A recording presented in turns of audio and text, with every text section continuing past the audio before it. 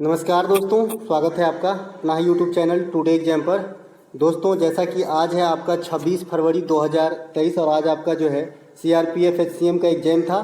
First shift का exam समाप्त हो गया है। फर्स्ट शिफ्ट के एग्जाम में जीके और हिंदी के सेक्शन से जो भी प्रश्न पूछे गए सभी 100% ओरिजिनल प्रश्नों के साथ उपलब्ध हो गया हूँ। दोस्तों, जैसा कि आप जानते हैं मैं एक्स्ट्रा फैक्ट के साथ पढ़ाता हूँ, तो आज भी हम सभी प्रश्नों को एक्स्ट्रा फैक्ट के साथ देखेंगे। और यहाँ पर आप देखेंगे मेरे सजेशन से जो है जितने क्वेश्चन मुझे प्राप्त हुए हैं उसमें से 5 क्वेश्चन मिले हैं, तो आगे और भी मिल सकते हैं। चलिए देखिए कौन कौन सा प्रश्न पूछा गया था। एक प्रश्न पूछा गया था, प्लासी का युद्ध कब हुआ था? 1757 में बताए हैं। रॉबर्ट क्लाइव और बंगाल के नवाब के बीच में होती है। रॉबर्ट क्लाइव की इसमें विजय होती है। ठीक है। इसके अलावा तराइन की प्रथम युद्ध आने वाले शिफ्ट के लिए रहेगा, तो ये आपका 1191 में होता है। मोहम्मद गोरी और पृथ्वीराज चौहान तृतीय स्पष्ट रूप से याद रखेंगे, क्योंकि एक बार एसएससी ने क्वेश्चन पूछा कि तराइन का युद्ध हुआ था मोहम्मद गोरी, पृथ्वीराज चौहान द्वितीय, पृथ्वीराज चौहान तृतीय, इस प्रकार से। तो आपको ध्यान रखना है पृथ्वीराज चौहान तृतीय के बीच में हुआ था। और जो पहली लड़ाई हुई थी इसमें जो है पृथ्वीराज चौहान जी का जो है विजय हुआ था। और जो दूसरी लड़ाई हुई थी 1192 में, पहली 91 में, दूसरी 92 में, तो 92 वाले में हार हो जाता है चौहान साहब का। इसके अलावा हल्दी घाटी का युद्ध 1565 में हुआ था। इसके अलावा बक्सर का युद्ध भी पूछा गया था। देखिए आज युद्ध से 2 क्वेश्चन पूछे गए थे, दोनों ही युद्ध में परिणाम सहित बताए हैं हम आपको। बक्सर का युद्ध जो है ये 1764 ईस्वी में होती है। हेक्टर मुनरो अवध के नवाब, है ना, हेक्टर मुनरो अंग्रेज के तरफ से, अवध के नवाब, बंगाल के नवाब और मुगल बादशाह, ये त्रिगुट सेना और अंग्रेज के बीच में ये लड़ाई लड़ी गई थी। फिर भी जो है इसमें अंग्रेज की विजय होती है। इसी युद्ध के बाद जो है आपको इलाहाबाद की संधि 1765 ईस्वी में किया जाता है और इसी के तहत जो है अंग्रेज को बंगाल की दीवानी प्राप्त हो जाती है। इसके अलावा 5वीं खेलो इंडिया यूथ गेम्स की मेजबानी कौन किए थे? ये तो पहले भी पूछा गया था क्वेश्चन, तो ये आपका एमपी में किया गया था। ठीक है, एमपी में, है ना। इसके अलावा विश्व हॉकी वर्ल्ड कप जो है ये अभी उड़ीसा में हुआ है 2023 के अंदर, तो ये बात भी आपको ध्यान रखना है ना। इसके अलावा 36वें राष्ट्रीय खेल का आयोजन गुजरात में हुआ था पिछले साल यानी 2022 में, तो ये बात भी ध्यान रखना है। एक प्रश्न आया था कि गरीबी के मामले में सेकेंड सबसे अधिक गरीब राज्य कौन सा है, इस प्रकार का प्रश्न आया था। देखिए भारत में सबसे जो गरीबी ज़्यादा है ये आपका बिहार के अंदर है, दूसरा स्थान आपका झारखंड के अंदर है और तीसरा स्थान आपका उत्तर प्रदेश के अंदर है। तो 1 2 3 1 2 3 मैंने ये कहा था आपसे कि कोई भी चीज़ की आंकड़ा 1 2 3 और अंतिम से पहला और दूसरा जरूर याद रखें, क्योंकि एग्जामिनर आजकल चालाक हो गया है, पहला और अंतिम नहीं पूछता है, क्योंकि पहला और अंतिम सब याद किए रहते हैं। इसके अलावा एक प्रश्न आया था कि वित्त आयोग का गठन किस अनुच्छेद के थ्रू होती है? देखिए पहले बता रखे हैं वित्त आयोग जो है पंचवार्षिक निकाय है, यानी 5 साल के लिए प्रेसिडेंट के द्वारा वित्त आयोग का गठन आर्टिकल 280 के थ्रू किया जाता है। इसमें 5 सदस्य होते हैं 1+4 के रेशियो में, 1 अध्यक्ष और 4 अन्य सदस्य। अभी कैमा वित्त आयोग चल रहा है, तो अभी 15वां वित्त आयोग चल रहा है। इनके जो अध्यक्ष हैं ये आपका NK सिंह है, नंद कुमार सिंह जो है 15वें वित्त आयोग के अध्यक्ष हैं। ठीक है, ये बात भी आपको ध्यान रखना होगा, है ना। तो वित्त आयोग का जो आर्टिकल हो जाएगा आपका 280 हो जाएगा। इसी फॉर्म में वार्षिक वित्तीय विवरण जो है आपका बजट जो है 112 में हो जाएगा। आने वाले शिफ्ट में बजट वाला आर्टिकल आपको देखने को मिल सकता है। राष्ट्रपति का क्षमादान जो है आर्टिकल 72 में है। राष्ट्रपति के द्वारा लोकसभा को समय से पूर्व भंग किया जाता है, आर्टिकल 85 में है। राष्ट्रपति का अध्यादेश 1 2 3 यानी 123 में है। इसके अलावा भारत के महान्यवादी की नियुक्ति जो करते हैं राष्ट्रपति, ये आपका आर्टिकल 76 में वर्णित है। महान्यवादी भारत सरकार के सबसे बड़े विधिक अधिकारी होते हैं। ठीक है, वर्तमान में जो है रमनी साहब जो है आपका महान्यवादी है। ठीक है, इसके अलावा जो है महान्यवादी तो समझ ही गए। इसी प्रकार से महान्यवादी के भैंस वर्षा आप समझ सकते हैं, जो मतलब जो स्टेट होता है, जो राज्य होता है, वहाँ पर आपका एडवोकेट जनरल होता है। एडवोकेट जनरल जो होता है महान्यवादी के जैसा ही होता है, राज्य सरकार के सबसे बड़ा विधिक अधिकारी, जिसे महाधिवक्ता हिंदी में कहा जाता है। और महाधिवक्ता की नियुक्ति उस राज्य के गवर्नर के द्वारा यानी राज्यपाल के द्वारा किया जाता है।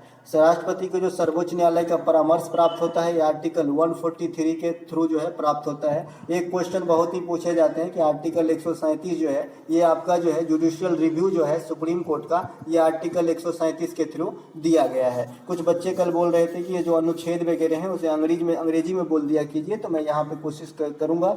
18 जनवरी 2023 को शुभमन गिल ने न्यूजीलैंड के खिलाफ कितने बॉल में दोहरा शतक बनाया? एक बच्चे ने तो ये बताया, दूसरे बच्चे ने ये बताया कि कौन से भारतीय खिलाड़ी है ना सबसे कम उम्र में दोहरा शतक बनाया, सबसे कम उम्र में। तो चाहे दोनों ही क्वेश्चन हो, दोनों का आंसर एक ही है, शुभमन गिल, और ये 149 बॉल में बनाए थे।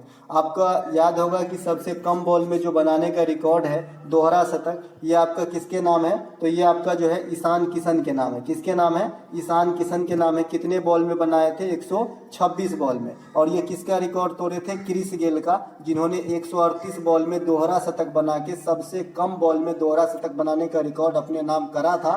ठीक है, यही रिकॉर्ड तोड़े थे आपका कौन? ईशान किशन। ठीक है, सभी दोहरा शतक बनाने वाले में से सबसे कम उम्र के खिलाड़ी हैं आपके शुभमन गिल, सचिन तेंदुलकर, है ना, वीरेंद्र सहवाग, रोहित शर्मा, शुभमन गिल और ईशान किशन। ये पांचों जो हैं भारत के लिए दोहरा शतक बना चुके हैं। सबसे जो हाईएस्ट व्यक्तिगत स्कोर है ये आपका रोहित शर्मा का है, 264 रन का एक विशाल स्कोर। इसे तोड़ पाना शायद जो है बहुत दिन लगेगा, असंभव तो कुछ भी नहीं है दुनिया में।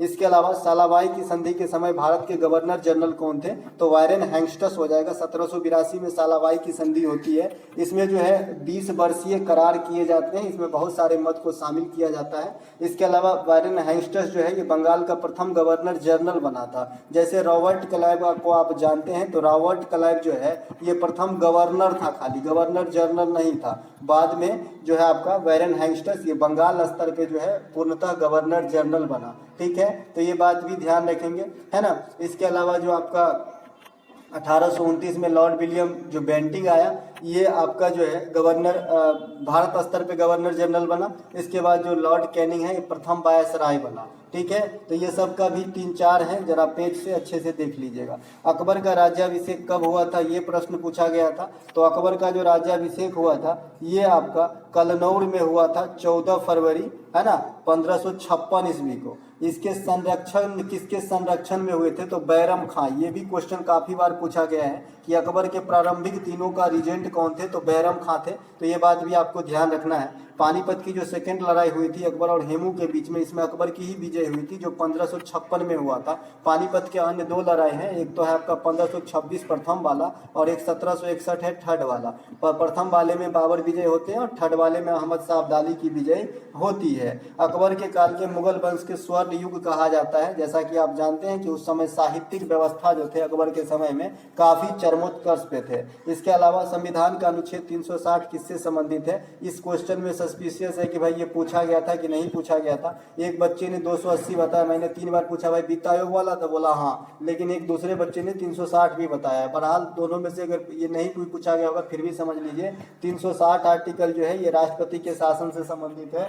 राष्ट्रपति के शासन, जब किसी राज्य में संवैधानिक ढांचा के अनुसार जो है शासन नहीं चल पाता है तो वहाँ का राज्यपाल जो है राष्ट्रपति को सिफारिश करता है उस राज्य में जो है राष्ट्रपति शासन लगाने के लिए, और उस समय जो है राज्यपाल राष्ट्रपति के प्रतिनिधि के रूप में उस राज्य का शासन संभालते हैं। समझ गए? तो ये होती है राष्ट्रपति शासन। इसके बाद एक आर्टिकल आता है 352, इसे राष्ट्रीय आपात कहते हैं, और एक होता है 356, माफ कीजिएगा 360 था ना, तो ये आपका वित्तीय आपात से बंधु है ना, वित्तीय आपात से है। ठीक है, 356 है राष्ट्रपति शासन से, जो मैंने अभी डिक्लेरेशन दिया राष्ट्रपति शासन कैसे लगता है, ये 356 से है। हो जाती है गलती, मैंने 352 देख लिया था। और ये जो भी आपातकाल की स्थिति है 360, 352 और 356 ये सभी जर्मनी के संविधान से लिया गया है। तो ये बात भी आपको ध्यान रखना है। दोस्तों आज मैं थोड़ा जल्दी में हूँ, आज मैं मेरा जो है घर को जो है शिफ्ट कर रहा हूँ, दूसरे क्वार्टर में जा रहा हूँ, है ना, तो इसके लिए थोड़ा जो है ज़्यादा एक्स्ट्रा फैक्ट यहाँ पे नहीं कवर कर पा रहे हैं, नहीं छाप पाए हैं। जो होता है मौखिक रूप से ही बता रहा हूँ ज़्यादातर, है ना। तो आपको जो है PDF मिलेगा, उसमें आपको जो है एक्स्ट्रा फैक्ट के साथ ही मिलेगा। जैसा कि आप जानते हैं मैं पहले पूरा एक्स्ट्रा फैक्ट के साथ आता था, लेकिन आज थोड़ा दिक्कत है, जल्दी में हूँ। भारत की सबसे कम स्थलीय सीमा किस देश के साथ लगती है? तो ये आपका अफगानिस्तान के साथ लगती है। ये क्वेश्चन काफ़ी ईजी है, मात्र 108, कहीं 106 किलोमीटर भी बताता है। ठीक है, सबसे अधिक सीमा लगने वाला 3 राज्य मैंने याद रखने के लिए बताया है आपको। बांग्लादेश 4000 से अधिक किलोमीटर, चाइना और पाकिस्तान। ठीक है, इसके बाद पूछा गया था कि कर्क रेखा भारत के किस राज्य से होकर गुजरती है। देखिए कर्क रेखा जब मैंने मैप से समझाया है दोस्तों, और जो बच्चे बोल के गए थे आज सवेरे कि सर ऐसा ऐसा, होप करता हूं कि आपके ही वीडियो से सारे क्वेश्चन आ जाए। लगता है इनका बात सुन लिया है, और अधिकांश क्वेश्चन जो मेरे पास क्वेश्चन प्राप्त हुआ है उसमें से मैं एक ही क्वेश्चन, एक 5G से कुछ क्वेश्चन आया है,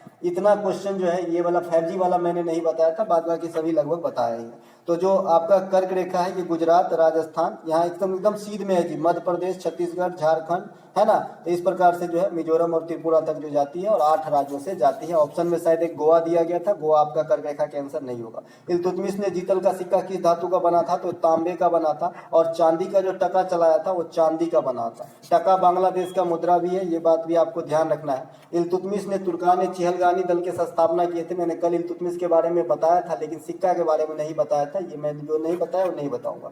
कुतुब मीनार, मतलब झूठ नहीं बोलूंगा, कुतुब मीनार का निर्माण जो है किसने पूर्ण करवाया था, तो ये आपका जो है इल्तुतमिश ने ही पूरा करवाया था, लेकिन नींव रखा था कुतुबुद्दीन ऐबक। आवर्त सारणी के क्रोमियम से कुछ जो है आपका एक प्रश्न आया था, लेकिन प्रश्न क्लियर नहीं है। तो दोस्तों ये थे आज के फर्स्ट शिफ्ट में आया एनालिसिस का वीडियो। जो क्वेश्चन छूट गए हैं वो सेकेंड शिफ्ट में इंक्लूड कर दूंगा। तब तक के लिए जय हिंद, मिलेंगे एक नए वीडियो में।